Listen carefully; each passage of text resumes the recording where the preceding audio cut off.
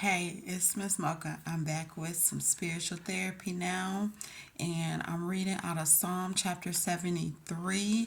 I did read the King James Version. However, I want to read to you guys the easy to read version, ERV, because I feel like it really flat out bluntly speaks on what they saying for real so that we can understand it.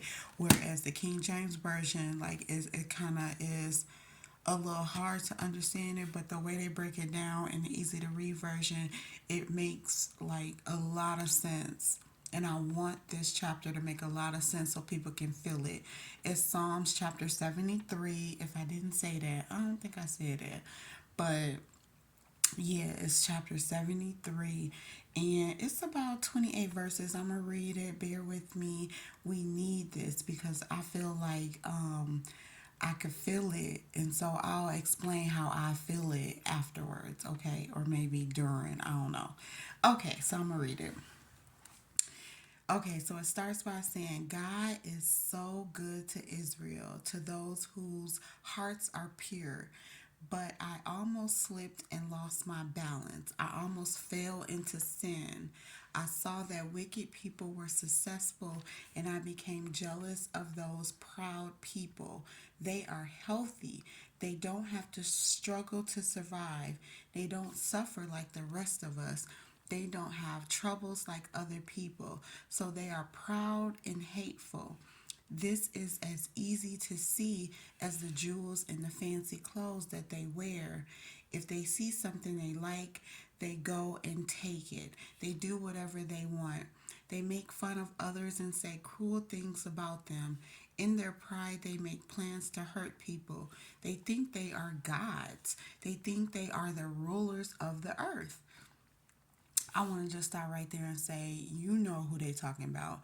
You know these type of peoples who think that they are holier than thou, that they're better than others, that they are gods, that they're rulers because they're rich and famous, or because they have jewels and fancy clothes, because they dress a certain type of way, because they have this money and that money. And what he's saying here is that he almost fell into sin. He saw these wicked people who were successful in getting the money, cars, clothes, houses, jewelry, all that stuff. They're you look at them and you think that they're, oh my God, they're healthy. They don't have health problems. They don't have none of those hard problems that everyday average people go through, right? So he's like, oh my God, I look at them and I envy them. I'm jealous of them. Now I feel that, not that I'm envious or jealous of anyone. I've never had a jealous bone in my body, but I do look at people and be like, damn, how do they get this and this and that? And I know that I'm over here living a righteous life, doing what God telling me to do, and I don't have A, B, C, or X, Y, and Z, but they do. Like, why, how, when, where, what? So I feel him on that. Okay, so what? Yeah, and so he was like, they whatever they see, they want it, they go get it, they take it by any means. They don't care about anyone, but themselves. They don't care who they hurt, who they gotta step on, who they gotta betray just to get these things, right? So that's kind of what he's saying here. So and then the people that don't have it, like they got it, they look down on, they talk about, they're cruel to, they're disrespectful, you treat the poor like trash, the rich are snobby, um, just they put themselves on pedestal up here while the poor and people, the have-nots, are down here and the haves are up here. So that's kind of what he's talking about. And so that's what he means by they think that they're gods. They can do whatever they want, say whatever they want, what get away with whatever they want, not be touched type of deal. Okay, and so even God's people turn to them and do what they say. Those evil people say, God does not know what we are doing. God Most High does not know. Those proud people are wicked, but they are rich and getting richer. Clearly, then, I gain nothing by keeping my thoughts pure. What good is it to keep myself from sin?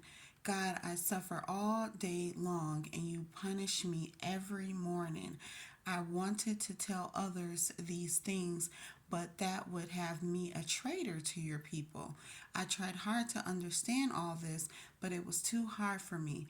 But then, God, I went to your temple and I understood what will happen to the wicked. Clearly, you have put them in danger. You make it easy for them to fall and be destroyed. Trouble can surely come and they will be ruined. Or terrible things can happen to them and they will be finished. Then they will be like a dream that we forget when we wake up. You will make them disappear like the monsters in our dreams. I was so stupid. I thought about such people and became upset. God, I was upset and angry with you. I acted like a senseless animal, but I am always with you. You hold my hand. You lead me and give me good advice, and later you will lead me to glory. In heaven, God, I have only you. And if I am with you, what on earth could I want? Maybe my mind and body will become weak, but God is my source of strength. He is mine forever. God, people who leave you will be lost. You will destroy all who are not faithful to you. As for me, all I need is to be close to God. I have made the Lord God my place of safety, and God, I will tell about all that you have done. So I feel that because he starts out talking about seeing all the people with, the riches and the glory and all of that, but comes down to it, they're wicked. They're not of God. Um, God does give those things, but first you have to follow Him. First you have to be humble. First you have to do what He says. First you have to go low to go higher. So if you start out high and stuff, 9 times out of 10, it's because of wickedness.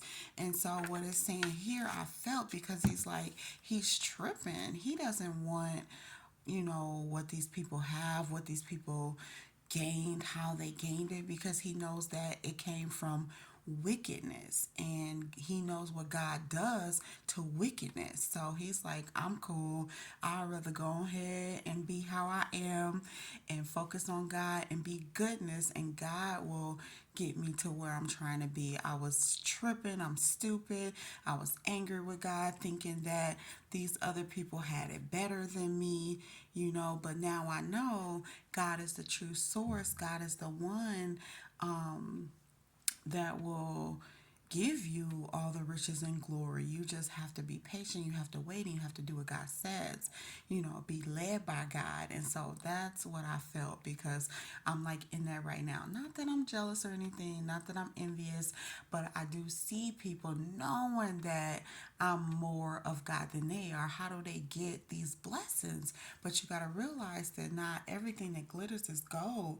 Sometimes what you think looks like blessings are not. They're curses. They got them without God, and so God is going to handle them because they're wicked, they're evil, or they done things the wrong way to get these riches and glory. So you can't always be jealous and envious of people when you don't know what it took for them to get what they got.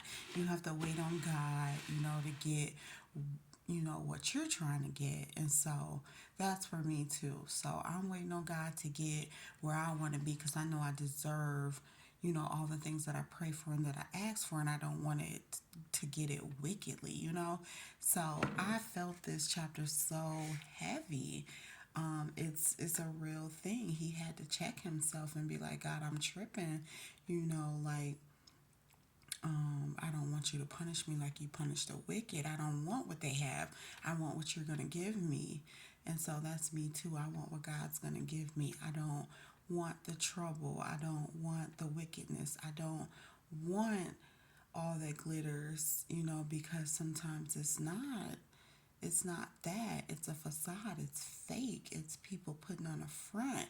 And so looking at people, you can't judge just by looking at people. That's why you got to rely on God. Don't be stupid. Don't think these people are better than you just because of what they have, because material things don't last long. And if people do acquire material things. You know, I don't want to say 9 times out of 10, but most of the time, people get these things ungodly. So in ungodly ways.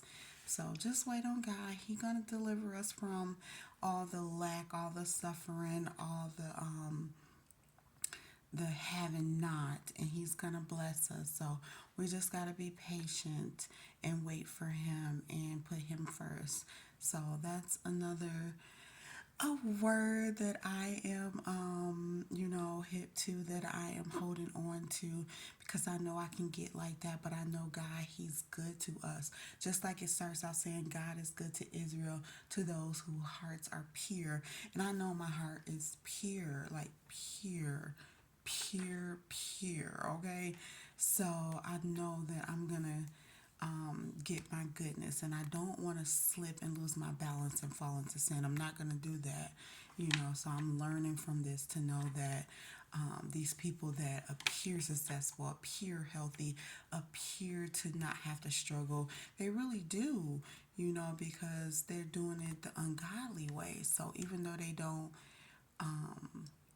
appear to struggle or appear to be unhealthy or appear to go through all of that like us, they really do, or they're gonna, after that good time wears off, because the devil will provide you with that good time, or let you have that good time, and then he'll come in and he'll, be like a thief, kill, steal, and destroy everything that you have just because you signed up with him. God doesn't do that, you know what I mean? So wait on God. That's what I do. I wait on God. I'm not going to turn to the evil people and be, acting like them and be proud and be wicked. I'm going to wait on God to get what I want, because God will bless us with those things that we want. We just have to wait. The devil will also, give you those things that you desire, but that's right up front. It's going to be easy. Don't come with waiting, doesn't come with hard work. You just get it, but there's a heavy ultimate price to pay. With God, there's no heavy ultimate price to pay. As long as you wait, you do what you're told, you be obedient, he'll give it to you. But the devil, you don't have to do nothing. He'll give it to you right away, but then you'll suffer in the end. So with God, it's the opposite. So that's why I wait on God. So I felt this heavy, heavy, heavy. That's why I wanted to read it out of the easy to read version, because it really broke it down to where you can really understand what they're talking about in the Bible. So, all right, that's what I got for y'all. That's it. That's all. This spiritual therapy. Get it. Let's learn from the Bible. Let's learn from God, Jesus, and the Holy Spirit, so that we are growing and doing better than they did, in the Bible times. So, thank you. Thank you for listening. It's Miss Mocha. I'm out. Bye.